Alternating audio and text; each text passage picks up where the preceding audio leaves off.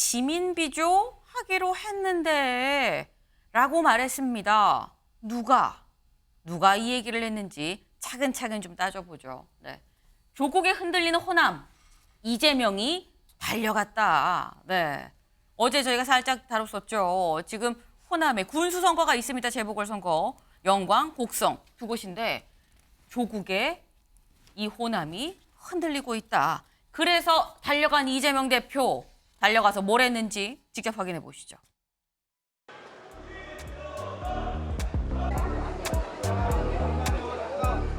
앞에 나와주세요. 앞에 영광 국민을 대한민국에서 제일 잘 사는 국민으로 만들어주시오.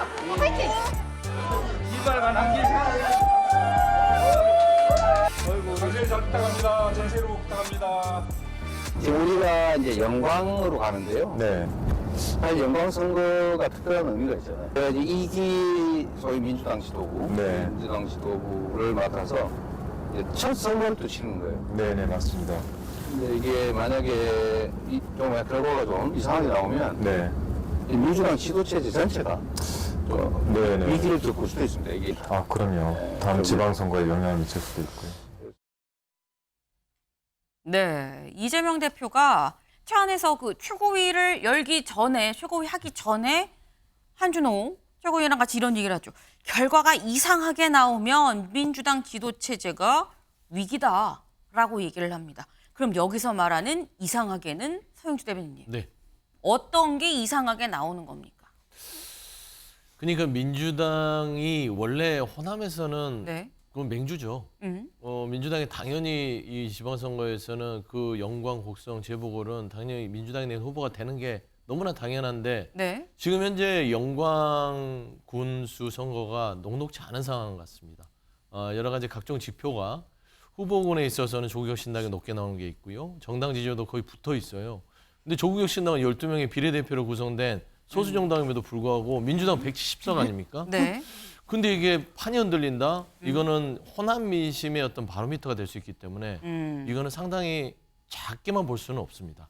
뭐든지 큰 이 화제도 작은 불씨에 시작되잖아요. 지금 조국혁신당이 내년 지방선거를 앞두고 영광에서 이 재보궐에서 어떤 소개성과 영광군을 가져온다면 민주당이 호남의 민심들이 조국혁신당으로 이반되는 어떤 그런 현상들이 급속도로 전개될 수 있기 때문에 네. 아마 게임은 게임입니다. 선거는 지고 이기는 거잖아요. 그래서 민주당이 자존심 문제도 있지만 그런 네. 여러 가지 정세 변화에 있어서 호남 민심을 잡기 위해서 뒤늦게 부랴부랴 뛰어든 것 같습니다. 근데 그러면 요걸 좀 추가로 여쭤볼게요. 한국일보는 그런 얘기가 있었어요. 이겨도 적은 표차로 이기면 이거는 이긴 거라고 볼 수 있느냐라는 취지의 또 기사가 있었는데 쉽게 말해서 이기긴 이겼는데 진땀승으로 이기면 이건 이긴 겁니까? 이긴 거죠.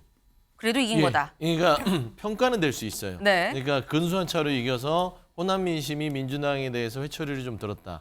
뭐라고는 쓸 수는 있으나 결과가 민주당이 낸 후보가 됐기 때문에 지도체제 위기까지는 아니다. 그렇죠. 지도체제 위기까지는 아니고 또 이재명 대표께서 얘기했던 뭐 이번 선거가 지도체계 위기다라고 하는 건 좀 엄살 같긴 해요. 그 정도 위기는 아니지만 그만큼 이번 재보궐선거 특히 호남이기 때문에 네. 의미가 있다라고 보는 게 맞는 것 같습니다. 알겠습니다. 진땀승이든 뭐든 승부는 승부다. 이기면 이긴 거 아니냐라는 말씀이에요, 지금. 지금 사실 그래서 이기려고 그래서 이재명 대표가 호남으로 달려갔죠. 이재명 대표가 달려갔습니다. 근데 그런 민주당을 보면서 조국혁신당은 뭐라고 얘기를 하느냐. 이렇게 얘기를 해요. 들어보실까요? 호남에서 민주당은 사실상 집권당입니다. 그런데 호남에서 정치혁신, 새로운 선택지를 희망하는 분들이 매우 많습니다. 이 열망에 부응하는 것이 어찌 상하기 시작하는 것이었습니까? 열망을 외면하고 경쟁을 억압하는 것이 바로 상하기 시작하는 것입니다.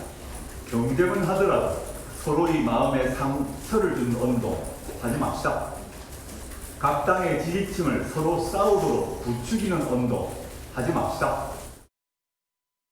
네, 조국 대표의 얘기죠. 어제 직접 최고위원회의에서 얘기를 한 겁니다.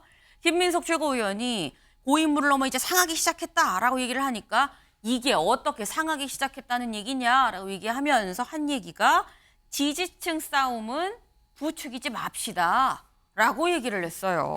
근데 이게 강 변호사님. 네. 한편에서는 또 지지층 싸움을 부추기는 것도 선거 전략 아니야? 라는 얘기를 하기도 합니다. 지지층 싸움 뭐 부추기지 말자라고 했는데 지금 민주당이 언페어한 겁니까? 지금 오히려 조국혁신당이 네. 민주당보다 여유가 있어 보입니다. 아. 어떻게 보면은 뭐 지금 당선 가능성에 있어서 영광 후보들 같은 경우에는 오차범위 내라고 하는데 조국혁신당 같은 경우에는 여기서 선전하는 모습만 보여도 승리하는 것처럼 이렇게 보일 수가 있거든요. 이재명 대표가 2기 체제로 들어오면서 전당대회에서 압도적인 득표율을 보였습니다만 실제로 호남에서는 투표율 자체가 높진 않았었어요. 이런 것들을 봤을 때 이재명 대표가 이번에 군수 선거 2개라고 하지만 여기에서 조국혁신당에게 근소한 표 차이로 뭐 이긴 경우 이럴 때는 이재명 대표가 지금 사법 리스크도 현실화되고 있는 상황에서 굉장히 흔들 수밖에 없거든요. 근데 조국 대표 같은 경우에는 사법 리스크가 뭐 현실화를 넘어서 이제 곧 뭐 구속이 될 수도 있다라는 것들이 예상이 되지 않습니까? 이런 상황에서 조국 대표 같은 경우에는 본인이 지난번에는 비례대표로서만 후보들이 나왔었는데 지역구는 처음이잖아요. 그리고 처음이자 마지막이 될 수 있어서 여기에 본인이 월세살이를 하면서 호남에 내려가서 그 안에서 어떤 땀 흘리면서 함께하는 모습을 보여줬을 때 조국 대표는 최근에 신장식 의원의 인터뷰를 봤을 때는 뭐 만약에 구속이 된다고 해도 구속 기간 이후에 피선거권 박탈의 시간을 지나서도 정치계로 돌아오겠다는 생각을 갖고 있다라고 했거든요. 네. 그것이 사실이라면 조국 대표 입장에서는 나중을 생각한다고 해도 지금 본인이 호남에서 어떤 파이팅하는 모습들 보이는 것이 필요하다고 생각을 합니다.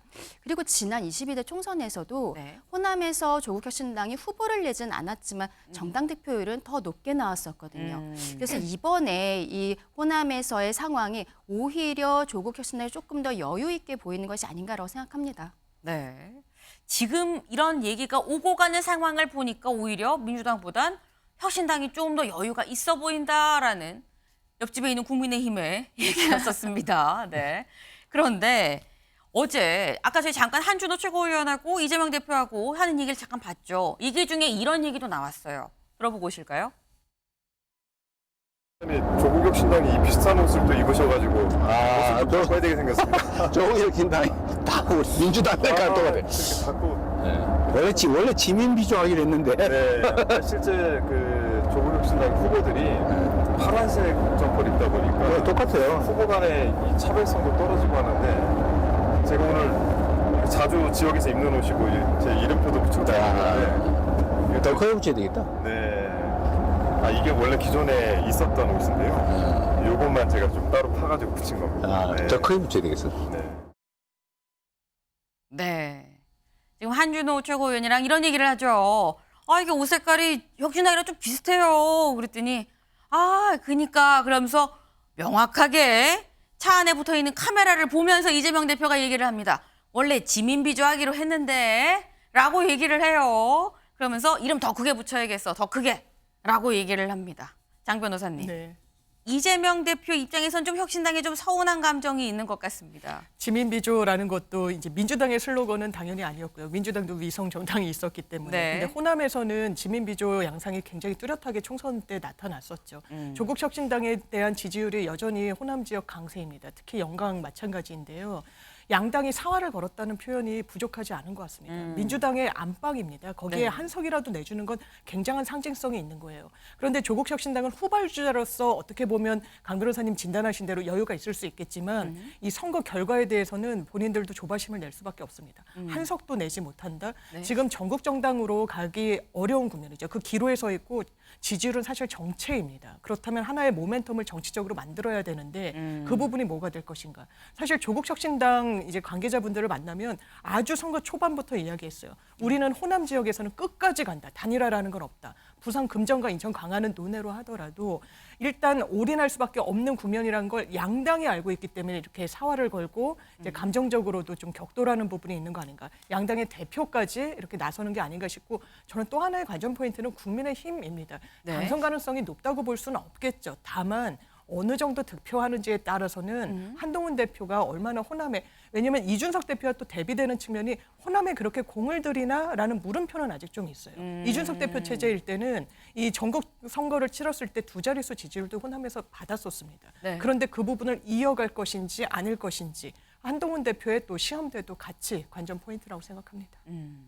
지금 오히려 이 부분은 국민의힘에서도 좀 신경을 써야 될 부분 아닙니까? 라는 취지로 좀 말씀을 하셨어요. 지금 이게 뭐 꼭 혁신당, 민주당 두 곳의 싸움만은 아니다. 여기서 그럼 국민의힘은 몇 %를 낼 것이냐 여부도 관전 포인트 중에 하나다라고 또 찝으셨습니다. 네, 저희도 궁금해지네요.